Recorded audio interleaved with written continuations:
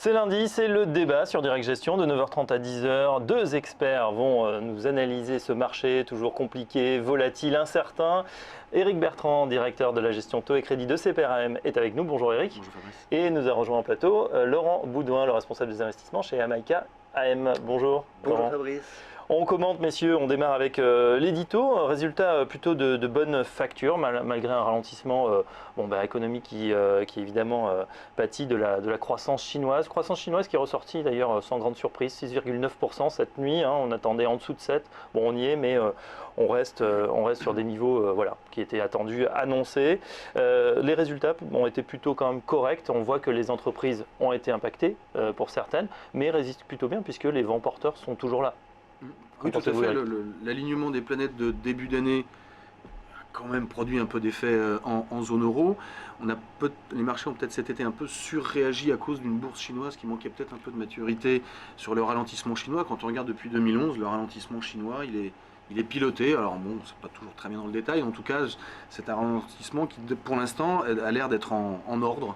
Et les craintes qu'on avait d'une accélération très fortement baissière ont l'air de s'être un petit peu estompées. Donc ça laisse encore de la place pour, je dirais, le contenu des valorisations atteintes sur certains marchés pour se repositionner à l'investissement sur les actifs risqués. Le moral des investisseurs est changeant, bon ça on le savait, mais c'est vrai qu'on a eu quand même une vraie période d'incertitude là, dès mi-septembre, quand le CAC, en tout cas chez nous, est retombé sur les 4003, voire un petit peu en dessous, 4280. C'est vrai qu'il y a une période de flottement parce qu'en plus tous les actifs sont tombés en même temps, actions comme obligations. Laurent Boudouin. Oui, l'été a été meurtrier. Pour atteindre des niveaux, c'était un été meurtrier sévère, c'est-à-dire que les niveaux qu'on a atteints, sur lesquels on se retrouve en septembre, sont des niveaux qu'on n'avait pas vus pour certains titres depuis la crise de 2008 ou même sur d'autres classes d'actifs, sur des choses encore un peu plus lointaines, 2011 sur certains actifs européens.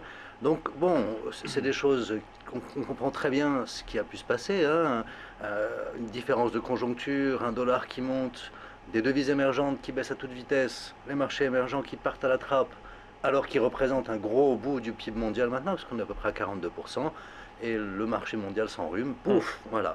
Est-ce que c'est fini ou est-ce que ça pourrait arriver à nouveau? On dit que le pire est passé, on voit que les gérants reviennent parce que de toute façon le marché remonte très très vite, et ça aussi l'élément nouveau, c'est que ça va très vite, on n'a pratiquement pas de réagir, on perd 10%, on les reprend instantanément.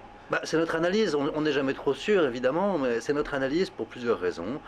La première, c'est qu'effectivement on se faisait du souci sur ces économies émergentes, et peut-être qu'on s'en fait un petit peu trop. Les données en Chine ne sont pas si moches que ça. Si on regarde dans le détail la situation du Brésil, peut-être qu'il y a aussi un petit trait d'espoir à l'horizon. C'est ce qu'on pense aussi. Donc du côté émergent, c'est pas si mal que ça. On a ensuite un dollar qui a rebaissé. Ça c'est quand même très important parce que ça mettait beaucoup de pression sur les marchés. Et puis maintenant on va se repolariser un petit peu sur les États-Unis. Que va faire la Fed? Est-ce qu'elle monte ses taux d'ici la fin de l'année? Ça je laisse à chacun le soin de faire son diagnostic. Notre idée, c'est que de toute façon, elle sera prudente. Elle n'ira pas contre les marchés de manière violente. Et à un moment où tous les investisseurs ont beaucoup de cash, pour nous, c'est un peu la chasse au rendement est ouverte. C'est un petit peu cette période-là qui s'ouvre probablement d'ici la fin de l'année. On a l'impression qu'on rejoue le début d'année finalement, c'est-à-dire que de nouveau les vents porteurs sont là. Les banques centrales ne sont pas forcément en plein contrôle de la situation. Même on pourrait dire que Janet Yellen a jeté de l'huile sur le feu. Cette non-décision finalement a été anxiogène pour les marchés en septembre. Je me demande si la Janet Yellen ne s'est pas cornérisée doublement. C'est-à-dire que nous, on attend à ce qu'elle monte ses taux. Vous attendez depuis juin, à ce qu'elle monte ses taux 0,25, tout le monde s'en fiche d'un point de vue macro. Par contre, de notre point de vue, si elle monte ses taux et qu'elle annonce qu'elle y va très doucement, c'est un signal de fin de crise et on apprend à refonctionner normalement en regardant les fondamentaux. Là, elle aurait pu bouger en septembre, elle avait des bons chiffres macro, mais on avait l'inquiétude sur les émergents. Elle ne bouge pas et on l'a vu derrière dans les marchés, on se dit « Ah, qu'est-ce qu'on n'a pas vu ?» Qu'est-ce qui inquiète la Fed? Et puis 10 jours après, si la Fed monte pas assez tôt, elle les montera pas avant début 2016, donc ça y est, les marchés actions repartent.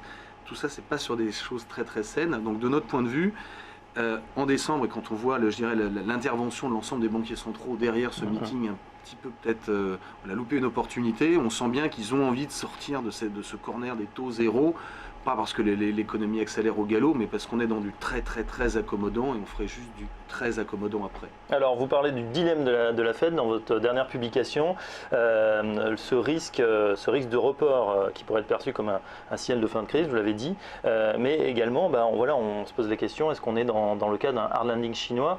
La Fed elle-même a dit, attention, on commence à regarder la Chine. Bon, la semaine dernière, elle a dit, on regarde quand même un petit peu ce qui se passe sur le dollar. À la limite, on préfère que les États-Unis regardent ce qui se passe aux États-Unis que partout ailleurs dans le monde. Alors, la Fed, c'est bien américain, c'est qu'est-ce qui va impacter la croissance aux US par effet de premier ou de deuxième cercle, mais c'est pas la banque centrale du monde, en tout cas dans sa façon de fonctionner. Un hard landing en Chine pourrait avoir des impacts assez forts, notamment via le biais d'échanges, on en reparlera peut-être. Aujourd'hui, c'est vrai qu'on a l'impression que les marchés sont « Ah, la Fed va bouger, c'est trop tôt. Ah, la Fed bouge pas, pourquoi elle n'a pas bougé ?» Et donc, il y a une incertitude qui naît, qui, de notre point de vue, devrait être levée de façon à pouvoir, je dirais, commencer à se reprojeter vers un autre mode de fonctionnement. Tant qu'on va rester dans cette incertitude, on va avoir des épisodes de volatilité forte, des nouvelles qui vont être exacerbées, tout ça sur un fond d'une liquidité assez faible. On peut encore avoir des épisodes assez houleux. On va en parler de la liquidité dans un instant. Dernière question, Laurent Boudin, justement, cette Fed là qui, maintenant les marchés achètent le fait qu'elle n'interviendra pas en 2015, on prévoit en janvier 2016 voire mars 2016. Du coup, c'est un ouf de soulagement. On se dirige vers une fin d'année plutôt tranquille à votre avis, par richesse en rendement. Oui, c'est un petit peu ce qu'on anticiperait, puisque bon, l'année prochaine c'est une année électorale. Classiquement, il n'y a pas de hausse de taux en 2016, donc tous les marchés se disent allez, si on arrive à les repousser jusqu'à 2016, après on sera tranquille. Comme vous le disiez, la politique monétaire américaine est très accommodante. La question, c'est combien de temps elle va rester très très accommodante. Et là, je crois que le vrai débat fondamental, et qui d'ailleurs a fait couler beaucoup d'encre, et qui fait qu'il y a vraiment deux camps un petit peu opposés, c'est cette histoire de chômage qui baisse sans redémarrage de l'inflation. Alors il y a plein de noms très techniques pour ça, je vous les épargne, mais pour faire simple, Janet Yellen surprend tout le monde en mettant de côté les fondements du monétarisme, en disant oui d'accord, le chômage baisse, laissons-le baisser, et quand l'inflation repartira, là je serai là. Donc pour l'instant, on n'a aucun signe d'inflation nulle part. Beaucoup ont l'impression qu'on va avoir, par effet de base, une inflation headline qui va remonter vers l'inflation core dans les grands pays à l'horizon des mois qui viennent. Mais ça pourrait être une mauvaise surprise. Peut-être que l'inflation va rester collée au tapis et que la Fed reste en position accommodante. Petit espoir sur l'inflation. Oui. L'énergie est en train de repartir. En tout cas, oui. Les soubresauts. Les valeurs pétrolières en ont profité au cours des 2 dernières semaines avec des progressions sur les valeurs pétrolières fulgurantes, 15, 20, 30, 40%. Valorec, Technip, CGG. Les gérants sont très prudents. On ne veut pas encore tout à fait y retourner, sauf peut-être sur les majors. Est-ce que c'est pas, alors l'hirondelle ne fait pas le printemps, mais là, de voir de nouveau effectivement le pétrole qui redécolle un peu, est-ce que ça va pas rapporter un petit peu d'inflation? Alors ça certainement, sur le pétrole ça devient assez compliqué à lire. Parce que c'est corrélé avec le dollar, qui lui-même corrélé avec la politique de la Fed. Ça serait plutôt positif. Ce qui est assez intéressant sur le front de l'inflation, c'est qu'on sait qu'on va avoir un effet de base. On est peut-être aujourd'hui sur des niveaux à plus ou moins 5 ou 10 dollars assez stabilisés. Ce qu'a dit Mme Yellen, pour rebondir sur ce qui vient d'être dit, c'est qu'il nous faut 18 à 24 mois avant que l'action de la politique monétaire ne se traduise dans les faits. Donc clairement, ils sont dans ce discours, on va agir dès qu'on sait qu'il va y avoir de l'inflation. Pour l'instant, n'agissant pas, ils ne pensent pas qu'à 18-24 mois il y aura de l'inflation. C'est vrai que pour l'instant elle est absolument nulle part. Sur le côté pétrole, effectivement, ça peut apporter dans le headline un peu d'inflation. Les effets de second tour ne sont pas quand même très évidents, à moins d'avoir des rallyes très très forts sur le dollar. Donc il faut être très mesuré, je dirais, sur l'impact positif. Visuellement, ça sera le cas. Dans le fond, sur l'inflation cœur, celle qui vraiment prélude à la politique monétaire, c'est pas encore, pour l'instant, il y a quasiment rien en fait. En termes de tension. Bon, pas grand-chose. On va parler justement de ce qui est votre cœur de métier, messieurs, les taux, le crédit, avec un risque qui s'est matérialisé quand même pendant l'été et même un petit peu avant, c'est le risque de liquidité. Pouvez-vous nous expliquer, Eric Bertrand, avec des mots simples, ce que représente ce risque de liquidité pour vous?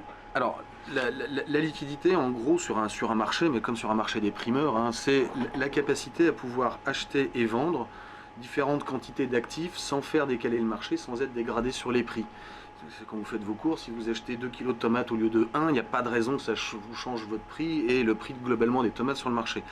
Aujourd'hui, sur les marchés financiers, en fait, sous des aspects de contraintes de la régulation notamment, on a des vrais sujets de liquidité, et quand le marché stresse et qu'on va avoir, je dirais, des fenêtres de calendrier comme là la clôture de fin de trimestre sur les banques, on peut avoir de vraies accélérations. Il y a plus d'acheteurs. Les banques ne sont pas là en teneur de marché, les hedge funds ne sont plus là parce qu'il faut se financer.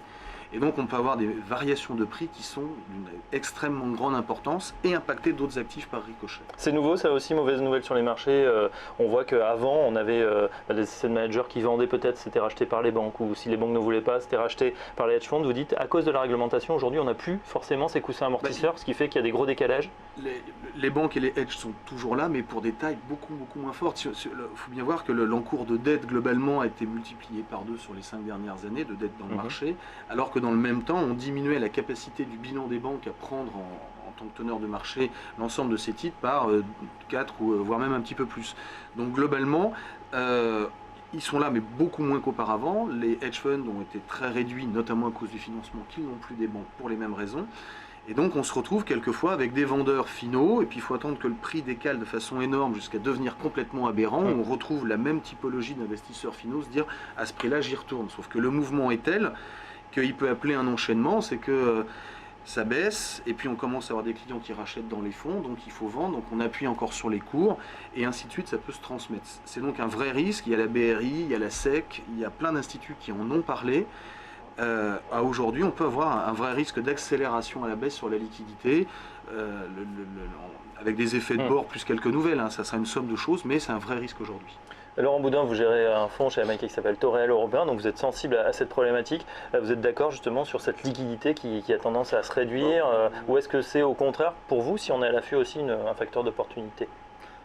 Je pense que c'est très bien décrit parce que vous venez de dire, il y a un facteur complémentaire d'après nous, c'est que quand on est dans un marché où la Banque centrale contrôle les taux courts, contrôle les taux longs, contrôle les devises, contrôle, réglementation, il y a un moment où il y a une émeute de marché et le truc part aussi comme ça. La volatilité, il faut bien qu'elle s'incarne quelque part, et c'est ce qu'on voit par moment.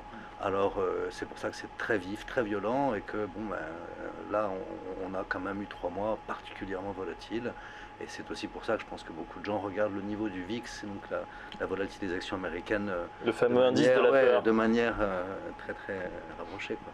Oui, alors souvent cet indice, on a l'habitude de dire, voilà, quand il bondit comme ça à des niveaux, un 50 quand même pendant l'été, on n'avait pas vu ça depuis 2008, c'est que il y a un gros stress sur les marchés, ce serait le moment où il faut y aller, parce que quelques semaines, quelques mois plus tard, voilà, ça se passe souvent mieux, ça se détend, et donc on souffle un peu. Mais bon, quand on y est sur ces périodes, c'est excessivement compliqué. Est-ce qu'il y a des phénomènes de panique? Est-ce que vous avez vécu ça pendant l'été sur il y a eu plusieurs journées pendant l'été qui ont été extrêmement volatiles sur les marchés. Dans ces moments-là, notre approche, c'est de se réunir avec les gérants seniors de la société, de se dire, effectivement, voilà les points de risque, voilà les points de force. Qu'est-ce qu'on fait? Est-ce que c'est le bon moment pour, je sais pas moi, par exemple, vendre un titre qui part dans le mauvais sens? Non. Là, nous, cet été, il pourrait y avoir des raisons de le faire, mais on n'a rien vendu des obligations, ou même des actions qu'on pouvait avoir en portefeuille.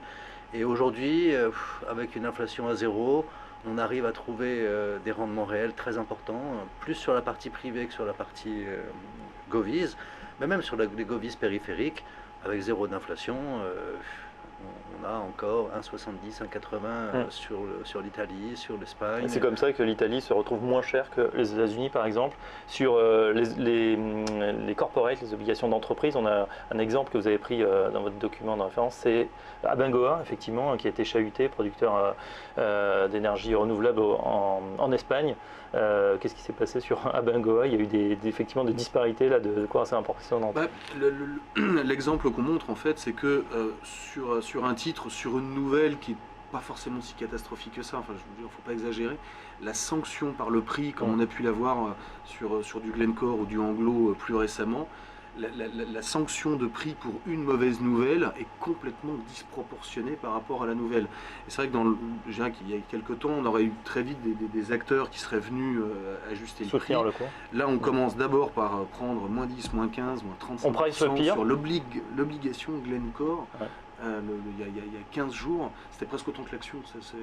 Alors que, effectivement, on se rend compte qu'après, il y a des actifs, ça va être vendu, c'est bien managé. Et donc, les ajustements sont d'une violence extrême et très largement au-delà, en général, de la nouvelle. Alors, comment réagir à ces marchés de plus en plus illiquides de temps en temps, de plus en plus volatiles en tout cas, avec des classes d'actifs qui bougent en corrélation les unes avec les autres? On va le voir dans un instant, la suite du débat. Reste avec nous, à tout de suite.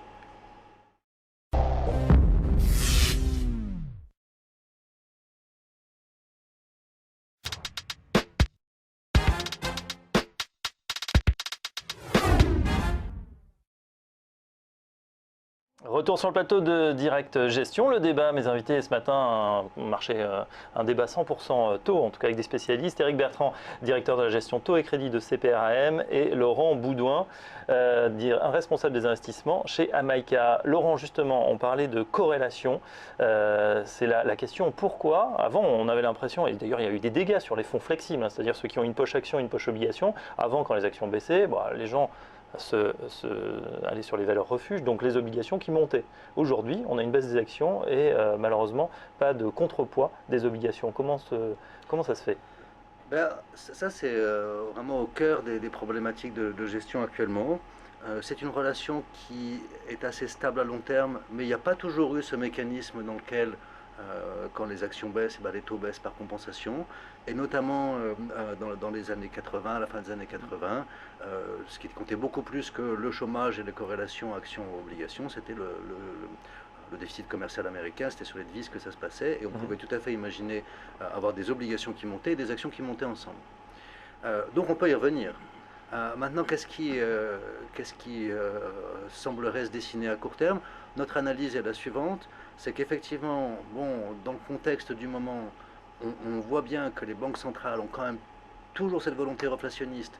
Reflationniste veut dire faire baisser les taux réels, et comme les taux d'inflation sont extrêmement collés au plancher, alors on pousse les taux au plus fort qu'on peut.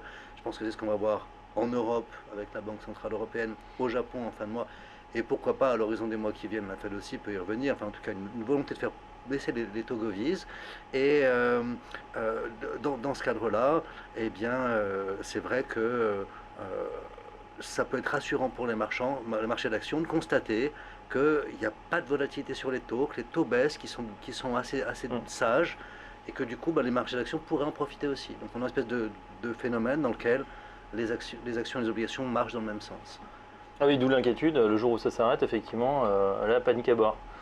Oui, ça peut être compliqué. C'est vrai que sur la compensation par les obligations, on l'a vu en fin avril et fin mai en Europe, avec un Bund à 0,50, le potentiel de baisse pour être protégé d'un risque action, il n'existe quasiment plus. Et comme c'est dans les mains de la Banque centrale, on ne sait pas très bien où ça va. Ouais.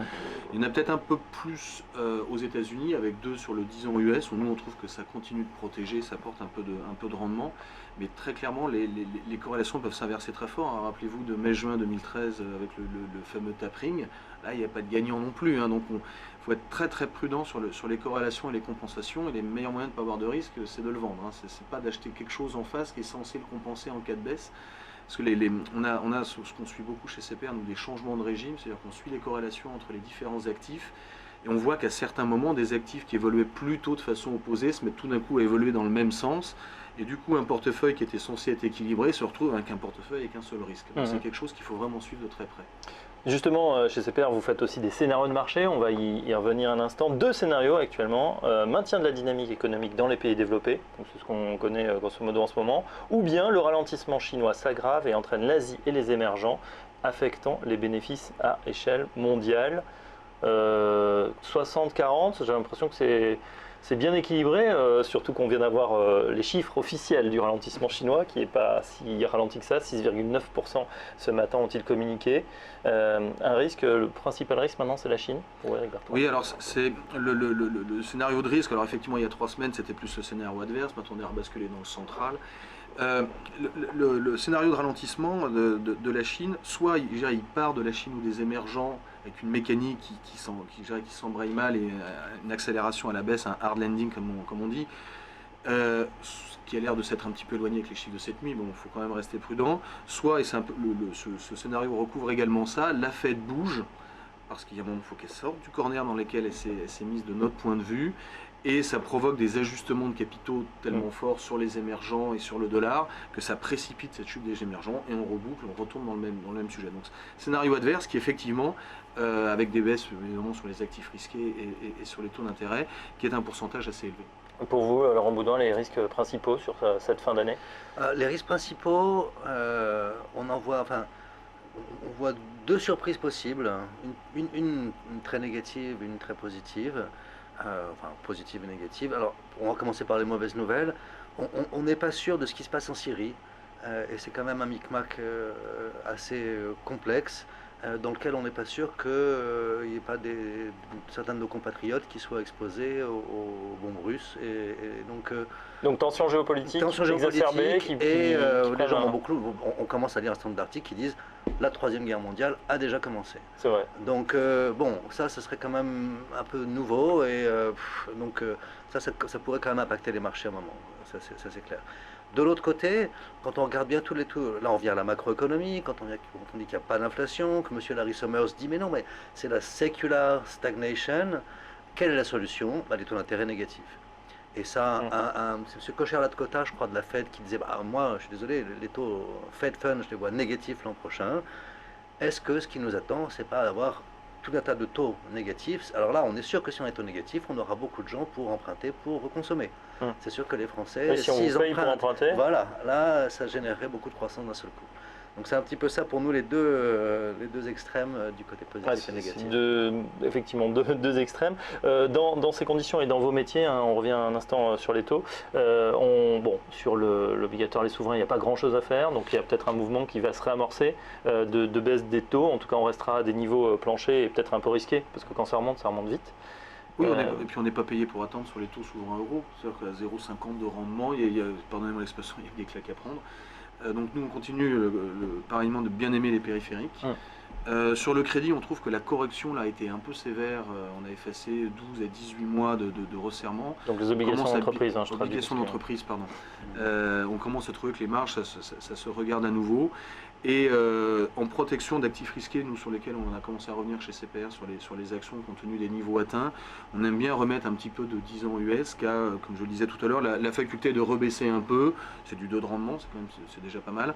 Et surtout, si vraiment ça se passe mal, on sait très bien que la Fed agira, ça fera payer le 10 ans à l'échelle de la planète et que ça reste quand même encore de notre point de vue une brique assez protectrice. Une brique aussi importante, vous en avez parlé juste avant le débat, c'est tout ce qui est US High Yield, le haut rendement, donc des obligations mal notées, en dessous de BB+.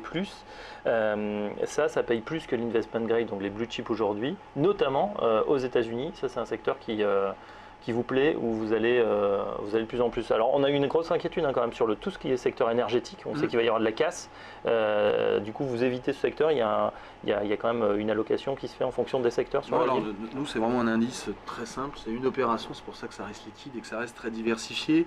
Je dirais que tout a un prix, c'est-à-dire qu'une fois qu'on a estimé que la moitié plus 60% de toutes les entreprises du secteur énergétique allaient faire défaut en 4 ans, on peut peut-être revenir un peu à la raison, tout le monde ne va pas mourir, et on trouve qu'aujourd'hui, compte tenu de la sanction qu'il y a eu et de l'influence sur l'énergie, c'est d'ailleurs en train de revenir très vite comme vous le disiez, il y a de la valeur, je dirais, il y a du risque certes, mais on est payé pour l'avoir, et nous c'est comme le cholestérol, il y a le bon et le mauvais, sur le risque c'est pareil, on aime bien être rémunéré pour porter des risques, et là, on trouve que le couple rendement-risque commence à faire sens vraiment aux US, sur le high yield. En Europe, puisque vous êtes spécialiste des taux en Europe, est-ce que justement vous revenez sur des compartiments haut rendement européens sur Oui, on a renforcé ça au mois de septembre, modérément, parce que quand même, comme c'était très volatile, c'était difficile d'y aller très très fort. Mais vous parliez de noms comme Vallourec, on pourrait regarder un certain nombre de titres très solides, dont les sociétés ont une certaine flexibilité financière, qui ont été pénalisées par l'été et qu'il faut regarder à nouveau. Il y a vraiment, du point de vue de l'investment grade, du crossover, des notations double B notamment qui ont beaucoup souffert, un certain nombre d'émetteurs qui offrent des rémunérations sympathiques aujourd'hui. Alors les secteurs, une grosse rotation sectorielle qui va de plus en plus vite en plus sur les actions. On parlait du pétrole, il y a également l'automobile et puis les financières qui avaient été, on avait jeté un petit peu le bébé avec l'eau du bain, on est tout passé par-dessus bord. Là on est en train de revenir dessus. Est-ce qu'on observe le même mouvement sur les taux? Un certain nombre de de Géronto, je serais heureux d'avoir votre opinion là-dessus, avec lesquels je parle, estiment effectivement que sur les financières, il y a des additional tier 1, des obligations subordonnées qui représentent, qui ont un certain sens aujourd'hui. Donc, typiquement, nous, on a fait un petit peu de ça au mois de septembre. C'est des notations à yield, justement, mais là, il y a vraiment des rendements importants. Les utilities aussi ont fait un joli comeback. Vous regardez RWE, c'est la bonne performance de la semaine dernière après les bonnes nouvelles sur le nucléaire. L'énergie se reprend bien. Les voitures, alors ça c'est quelque chose qui est un petit peu embêtant parce que à la fois c'est complètement central dans la politique économique des grands pays. On ne peut pas laisser tomber le secteur automobile. Et en même temps, force est de constater qu'aucun grand constructeur a dit « Ah bah, ce qui s'est passé chez Volkswagen, ça ne s'est pas passé chez nous. » Il n'y a pas eu de démenti. Il n'y a pas eu de démenti. Et donc, c'est un petit peu... C'est pas forcément le secteur vers lequel on ira s'investir le Trop plus de risques pour directement, le plus fortement. Je pense qu'il y a plein d'autres choses à faire de toute façon, justement à l'issue de cet été. Même sur la dette émergente, on retrouve des niveaux de pricing qui nous ramènent à 2008-2009. Donc il y a vraiment des choses à regarder. Et donc les voitures, pourquoi pas, mais peut-être pas en notre premier choix. Oui, la fraude Volkswagen qui a impacté bien sûr tout le secteur. C'est un petit peu tôt pour revenir, vous aussi, Eric Bertrand, vous regardez ce secteur? Oui, comme c'était évoqué, on aime bien les financières. C'est pareil, on reparle de risque. Là, la réglementation nous coûte un peu sur la liquidité. En même temps, elle renforce énormément les structures des banques. Et donc, du coup, je dirais qu'on commence à avoir des rémunérations sur les fonds propres, semi-fonds propres et hybrides des banques. Je dirais qu'on est payé pour le risque. Et là, c'est assez attractif. C'est assez intéressant si on se reprojette il y a un mois entre du Volkswagen à 0,40 au-dessus du Toyota et des titres bancaires avec beaucoup plus. Alors certes, c'est pas le même rating, mais on voit bien que il faut bien réfléchir comment allouer son risque et comme c'était évoqué, ça tourne assez rapidement. Sur l'énergie, on ne revient pas encore, on en était absent. Je dirais que la liquidité nous fait encore un petit peu peur, titre par titre, pour se repositionner, parce qu'il suffit d'une mauvaise nouvelle, X ou Y, qui pourrait venir de Syrie d'ailleurs. Et donc on pourrait se retrouver sanctionné très rapidement. Donc on préfère, je dirais, avoir une vue globale sur le secteur. On aime bien le rendement risque au global sans chercher trop de spécifiques aujourd'hui. Dernière question, rallye boursier. On voit qu'on a une belle progression depuis nos points bas, près de 10%, à 4003, 4007, ça continue un petit peu. Est-ce qu'on peut aller plus haut? Est-ce qu'on peut retrouver les points hauts selon vous? Auquel cas ça relancerait le rallye boursier de fin d'année, dès maintenant? Ouais, on est plus nous sur une vision un peu taux ondulé. Le grand call, historiquement, c'est quand est-ce que la Fed va bouger ou ne pas bouger. En tout cas, pour l'instant, il y a une incertitude. Tant que cette incertitude ne sera pas levée, ça va être dur de prendre des caps structurels. Il peut y avoir rallye boursier. Quand on voit ce qu'il y avait dans la cagnotte des votes en début d'année en zone euro, on pourra avoir plus. Par contre, tant que la Fed n'a pas clarifié son discours ni l'endroit où on va, ça va être difficile d'être serein sur la durabilité de ce genre de mouvement, donc prudence. Optimiste pour prudent également pour les obligations, c'est sympa America. parce que quand les obligations baissent, les rendements montent, donc ça donne un certain confort, vous pouvez être plus à l'aise pour les garder. Sur les actions, c'est un peu plus compliqué, c'est pas vraiment mon métier, mais quand je parle à mes collègues, ils disent effectivement que pour qu'on ait un rallye de fin d'année, ce que tout le monde aimerait bien évidemment, il faut quand même voir un peu ce qu'on a comme résultat de société là dans les semaines qui viennent. Est-ce qu'on commence à avoir des ajustements de bénéfices à la baisse, ou est-ce que tout ça finalement est stable et encourageant? Donc je ne me prononcerai pas, mais évidemment, on est plutôt positionné comme ça en tout cas. Bon, très bien, optimisme prudent donc pour nos gérants ce matin. Merci à Eric Bertrand, directeur de la gestion taux et crédit chez CPRAM. Merci à Laurent Boudouin, responsable des investissements chez Amaïca. Messieurs, on aura l'occasion d'en débattre. Cette édition de Direct Gestion est terminée. Merci de l'avoir suivi. Dans un instant, vous retrouvez Lucie Morlot pour Direct Investisseur. Bonne journée à tous.